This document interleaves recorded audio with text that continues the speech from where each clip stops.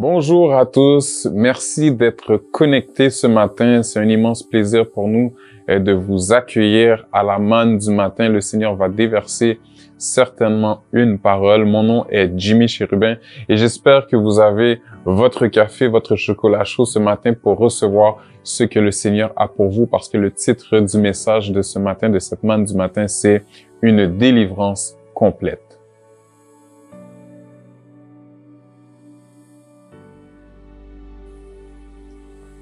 Alors, aujourd'hui, le texte d'or que l'on va utiliser pour littéralement recevoir de Dieu se trouve en Jean chapitre 11, les versets 43 et 44, à l'intérieur d'une histoire que nous avons souvent visitée.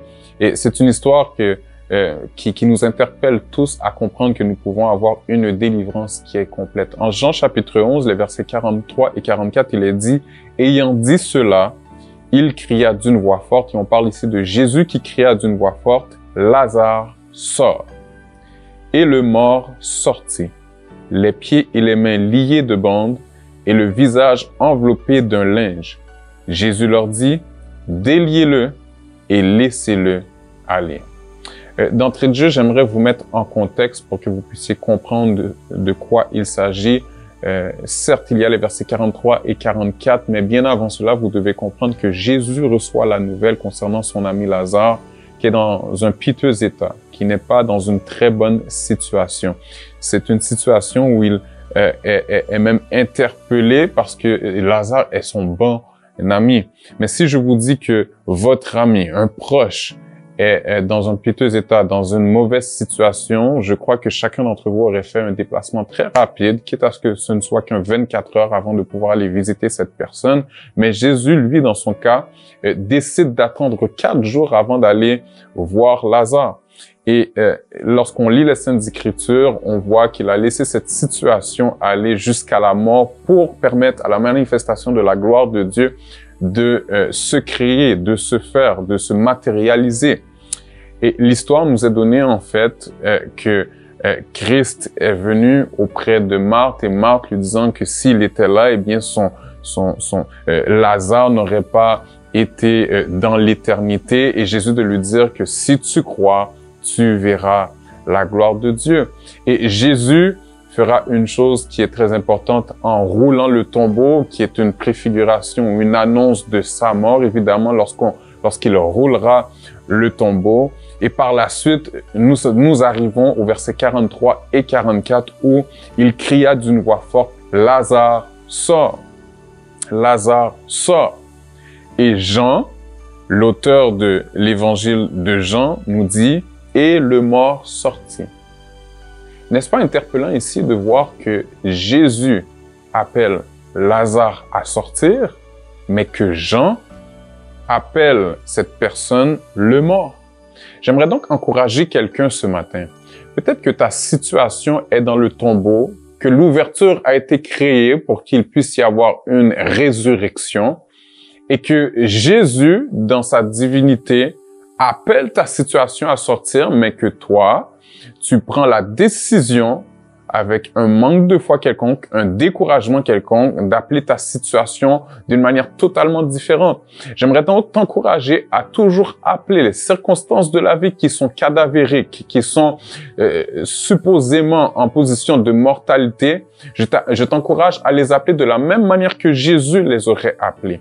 Donc, si ta situation au niveau de ton mariage semble être cadavérique, semble être finie, Dieu appelle ce mariage comme étant une situation qui sera en position d'être en résurrection. Si ta situation financière est appelée faillite, ne laisse pas quelqu'un d'autre l'appeler faillite, mais assure-toi toujours d'appeler cette situation comme étant une situation de prospérité. Si ta situation au niveau de ta santé est appelée cancer, ne laisse pas quelqu'un d'autre dire c'est fini pour toi et c'est le cancer qui te ravage, mais appelle plutôt cette situation une possibilité pour toi de l'appeler guérison. Si tu vois tes situations être cadavériques, ne laisse personne les appeler autrement.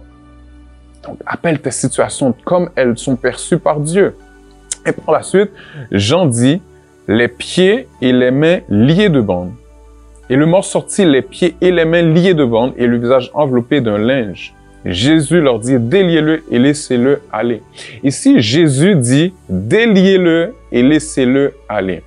Quelqu'un aurait pu me dire, oui, mais Lazare est sorti, ça suffit. Non, ici, nous voyons que malgré le fait que Lazare soit sorti, la délivrance n'était pas complète. Et nous savons très bien qu'à la croix, Christ a dit que tout était accompli. Dieu ne veut jamais nous donner des demi-délivrances. Il veut que nos délivrances soient complètes. Et dans le texte, nous voyons qu'il y a 3 aspects de la vie, de la nouvelle vie en abondance de Lazare, qui étaient liés. La première, eh bien, elle se trouvait au niveau de ses pieds. Ici, nous devons comprendre de manière symbolique que les pieds de Lazare sont liés et que de manière symbolique, il s'agit de la direction qu'il doit prendre pour sa vie. Certaines personnes qui sont connectées ce matin se demandent si le Seigneur peut leur parler par rapport à une direction qui semble être liée. Ils ne savent s'ils doivent aller à gauche ou s'ils doivent aller à droite, s'ils doivent s'arrêter ou s'ils doivent aller devant ou prendre un recul. Mais ce matin, dans le puissant nom de Jésus, j'aimerais déclarer sur ta vie que ta direction est déliée. Proverbe 16, le verset 9 de déclarer: le cœur de l'homme médite sa voie, mais c'est l'Éternel qui dirige ses pas. Oh oui, certaines fois, la personne qui lit notre direction, eh bien, c'est nous. Alors, il est très important, frères et sœurs, que nous soyons dans une position où nous comprenions ce que l'Éternel veut. Quelle direction est-ce qu'il veut que nous puissions engager? Quelle direction le Seigneur veut que nous puissions prendre? Et nous devons donc dire, comme le psalmiste disait en psaume 18, le verset 33, lorsqu'il dit « Il rend mes pieds semblables à ceux des biches et il me place sur mes lieux élevés. » Ici, les pieds des biches, c'est très intéressant parce que le pied des biches, de la manière dont elle est faite, c'est qu'il y a une partie pour la réception et il y a une partie pour la propulsion. Donc, j'aimerais vraiment t'encourager ce matin à comprendre que le Seigneur veut te délier ce matin pour que tu puisses être en mesure de t'arrêter en toute douceur, mais d'être capable d'être propulsé dans une nouvelle dimension. Mais pour cela, tu dois comprendre que il y a peut-être une sphère dans ta vie, il y a peut-être une sphère au niveau financier, il y a peut-être une sphère dans ta vie au niveau de tes relations qui est liée et où tu as besoin d'une nouvelle direction. Donc, je t'encourage vraiment à chercher le Saint-Esprit de Dieu pour qu'il puisse te donner la nouvelle direction et te délier littéralement de ce qui te liait. De plus, lorsque nous regardons au verset 44 de Jean chapitre 11, la parole nous dit que ses mains étaient liées de bandes. Ses mains étaient liées de bandes. Ici, nous devrons comprendre, frères et sœurs, qu'il y a certaines choses dans la vie de Lazare à ce moment bien précis qui étaient liées au niveau de son travail, au niveau de ce qu'il accomplissait. N'est-ce pas très dur pour nous lorsque nous ne savons que faire avec nos mains, ou lorsque la paresse nous a littéralement liés, ou lorsque notre santé nous lie parce que nous ne sommes pas en mesure de pouvoir agir, de pouvoir aller travailler parce que la COVID-19 nous a frappés d'une manière ou d'une autre. Mais ce matin, nous voulons prendre autorité contre toutes ces choses qui lient nos mains et qui nous empêchent de pouvoir avancer, de voir notre travail être fructifié. Ainsi, nous devons être dans cette perspective, comme le psalmiste disait encore au psaume 18, verset 34, « Il exerce mes mains au combat et mes bras tendent de l'arc d'airain. » N'est-ce pas également le psalmiste qui dit « Béni soit l'Éternel mon rocher qui exerce mes mains au combat, mes doigts à la bataille. » 1 Corinthiens chapitre 15, le verset 58 de déclarer « Ainsi, mes frères bien-aimés, soyez fermes, inébranlables, travaillant de mieux en mieux à l'œuvre du Seigneur, sachant que votre travail ne sera pas vain dans le Seigneur. » Quelqu'un me dira, oui, mais moi, je ne suis pas au ministère à temps complet et je suis lié. Donc, le 1 Corinthiens 15, 58 ne me concerne pas. Tu fais erreur ce matin parce que tu es l'employé du Seigneur, peu importe ce que tu entreprends. Et s'il y a quelque chose qui lie tes mains, qui fait en sorte que tu n'es pas en mesure d'aller travailler pour obtenir un gagne-pain, si c'est la paresse qui est un démon en passant, qui te paralyse, nous prenons autorité ce matin contre toutes ces choses. Donc, tu dois littéralement être en mesure d'avoir cette liberté d'aller travailler. Si c'est la COVID-19 qui t'empêche d'aller travailler, nous déclarons la santé sur ta vie ce matin. Si c'est une personne qui t'empêche parce qu'elle t'intimide au travail, il y a une pression psychologique au niveau de tes pensées qui t'empêche d'aller au travail de manière heureuse et de profiter de l'activité que le Seigneur te donne et qui est en fait le travail. En cet instant, nous déclarons que les complots de l'ennemi sont littéralement gâtés et que tu vas au travail avec la paix de Jésus qui surpasse toute intelligence et qui gardera ton cœur et tes pensées en Jésus-Christ. Donc, le Seigneur veut une délivrance complète. Il veut que tu aies une direction de sa part qui est libre. Que ton cœur ne t'empêche pas d'aller dans sa direction, qu'il n'y ait aucun lien qui t'empêche d'aller dans la direction que le Seigneur veut que tu empruntes. Le Seigneur veut également que tes mains soient libres de travailler, que tes mains soient libres d'accomplir les œuvres qu'il a préparées d'avance, comme Éphésiens chapitre 2 nous le dit, afin que tu puisses les pratiquer d'avance. Et finalement, Jean chapitre 11, le verset 44 nous dit également que le visage de Lazare était enveloppé d'un linge. Donc Lazare n'avait pas de vision. Lazare n'était pas en mesure de voir devant lui.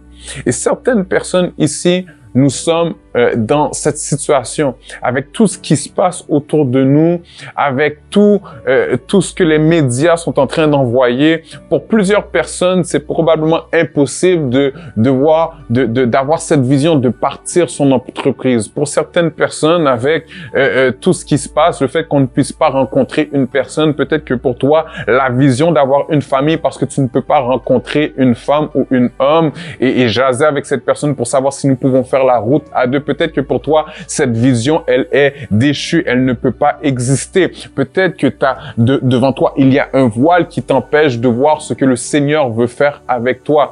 Et ce matin, le Seigneur veut s'assurer que tu aies une délivrance complète au niveau de ta vision, que tes yeux, il veut que tes yeux soient littéralement spirituels.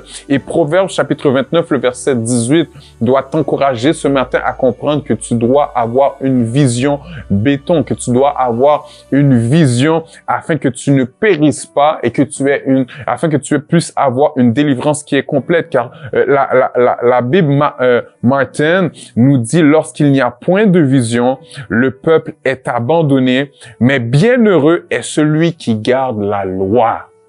Donc, le Seigneur s'intéresse à ta vision, à la vision qu'il a placée dans ton cœur. Vous avez des projets, des chemins qui sont tout tracés dans votre cœur.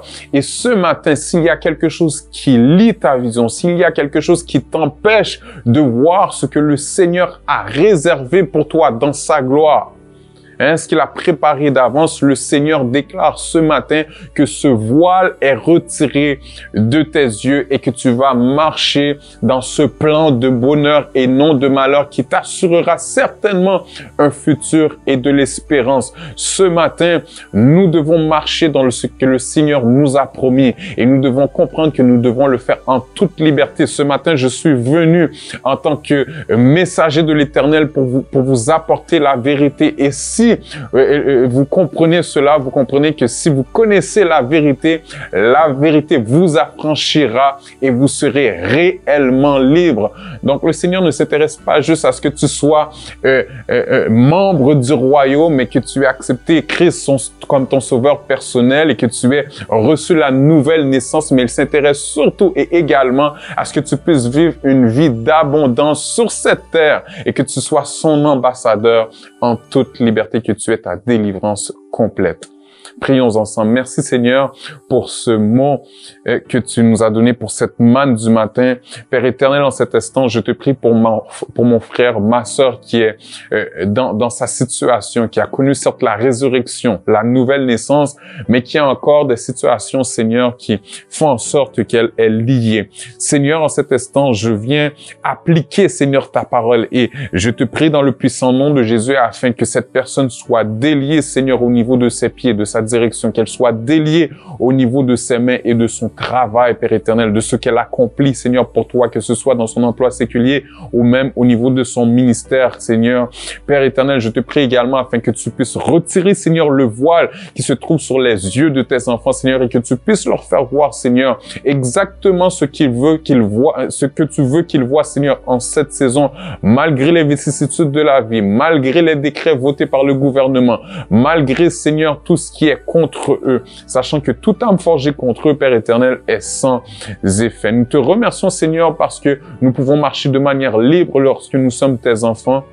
Et de ce que, Seigneur, nous sommes assurés d'être un témoignage vivant, Seigneur, de ce que la vie, Seigneur, en abondance peut faire lorsque nous marchons dans ta parole. Seigneur, c'est dans le nom puissant de Jésus que nous t'avons prié, de celui qui vit et qui règne dans tous les siècles des siècles. Amen. Frères et sœurs, ça m'a fait un immense plaisir d'être avec vous ce matin pour la manne du matin. On vous encourage à semer dans cette grande vision qu'est le complexe CEUM. Donc, vous pouvez semer au complexe CEUM@gmail.com. Le mot de passe, s'il y en a un à mettre, c'est le CEUM 8555. On vous encourage également à nous suivre sur nos différentes plateformes, sur Facebook, complexe CEUM, et Instagram également, c'est complexe CEUM. Et sur YouTube, il s'agit de CEUM TV. Donc, on vous encourage à partager, on vous encourage à commenter, on vous encourage à vous abonner et à en parler à un ami, à un frère, à une sœur, etc. Que le Seigneur vous bénisse et obtenez votre délivrance complète. C'est bon?